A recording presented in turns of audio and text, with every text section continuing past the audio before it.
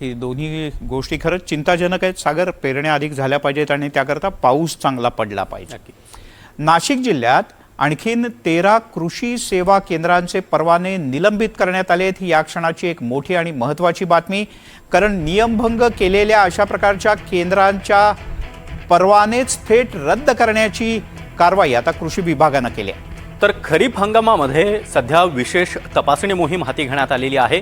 E-posh साठ्यामधील अनियमितता, भावफलक, साठा फलक अद्ययावत नसणं, त्याचबरोबर अभिलेखांमधील त्रुटींमुळे ही मोठी कारवाई करण्यात आली आहे.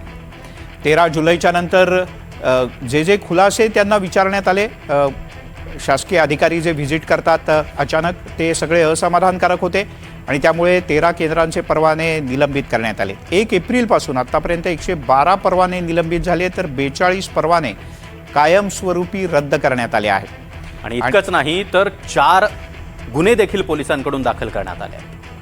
त्यामुळे अतिशय मोठी कारवाई कृषी विभागाकडून आणि संबंधित खात्याकडून म्हणावी लागेल. इरिस्टिक लिमिटेड विरोधात 3 गुन्हे व रवी हायब्रिड सीड्स विरोधात 1 ठिकाणी खालील कायद्याअंतर्गत गुन्हे दाखल केलेले आहेत.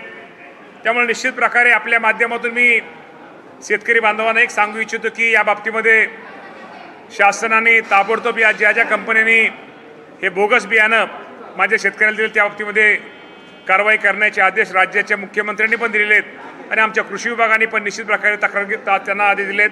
या बाबतीमध्ये त्यांना ताबडतोब सांगितलं ज्या ठिकाणी बियाणं बदलून देणं गरजेचं आहे ते ताबडतोब बियाणे त्यांना आपण ताबडतोब बदलून द्या आणि बियाणाबरोबरच भविष्यामध्ये असं कोणी करू नये यांच्यावरती कडकात कडक ज्यांनी या बाबतीमध्ये सोयाबीन बियाण्याच्या शेतकऱ्यांची फसवणूक केली त्यांच्या बाबतीमध्ये कडकात कडक कारवाई ही केली जाईल.